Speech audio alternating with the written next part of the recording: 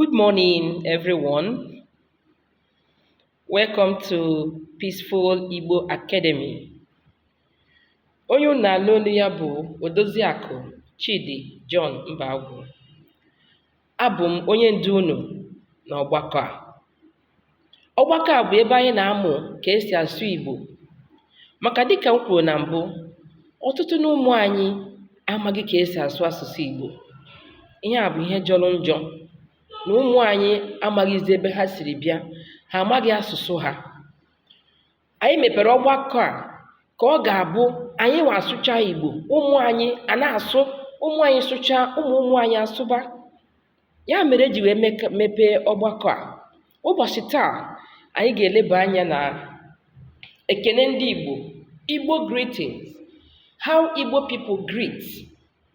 Kedu otu ndị Igbo si ekele? How do we greet? Gịnị bụ good morning, good afternoon, good evening, good night? That's what we are looking at today. Anyị ga-ewere ya ofu ofu. Nke mbụ, good morning. Ụtụtụ ọma, ị bọọla chi.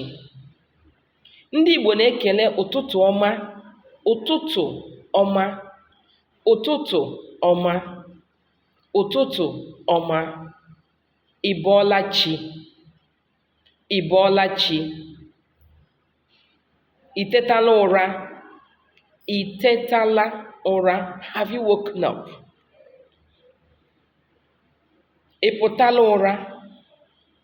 These are different ways ndị Igbo si ekele good morning. But the most commonest ones anyị nwere bụ ụtụtụ ọma na ị bọọla chi. So dịka ụmụ anyị ndị na-amụ Igbo, good morning bụ gịnị?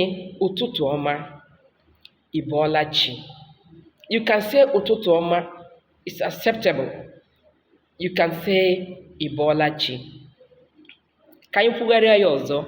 Good morning is ụtụtụ ọma, ụtụtụ ọma, or ị bọọla chi n'asụsụ Igbo. Good afternoon. Good afternoon. N'asụsụ Igbo, anyị na-ekele ya dịka ehihie ọma, ehihie ọma, ehihie ọma.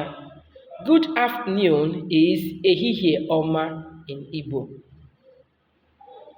Good evening.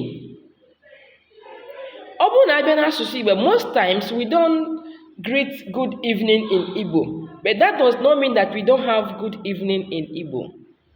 Good evening is mgbede ọma, because in Igbo, mgbede is evening.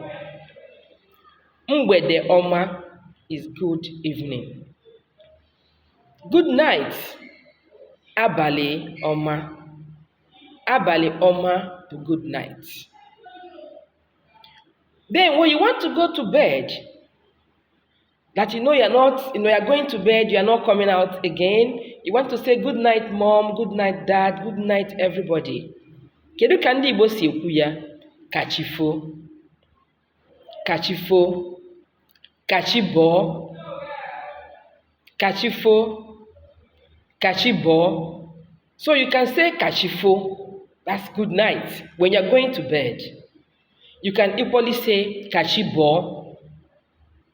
Ha abụọ, both of them are acceptable. Ha abụọ dịcha mma. Kachifo, good night. Kachibọ, good night. You can use any of this. O nwere ihe ị mụtara tata? Ọ bụrụ na o nwere ihe ị mụtara tata, dee ya na comment section. Dee ya na comment section. Binyere m aka n'igwe. Gwa m nke ị mụtara. O nwee nke na-edoghị anya, ime ka anyị malụ. N'oge ọzọ, anyị ga-akọntinu kwa na-akụziri ụmụ anyị ekele ndị ọzọ dị iche iche. Mana aga m akwụsị ebe a ka vidiyo ghara ito ogologo. Ndewonu ndị njem ọnụ. Ka ụbọchị taa mara anyị mma. Ka Chukwu Okike abịa ma gọzie nwoke, gọzie nwaanyị, ma gọzie ụmụ anyị niile. Ndewonu. Ka ọ dịkwa oge ọzọ. Ụbọchị nta anyị achụọ n'Owere nchi. Ka ọ dịnụ.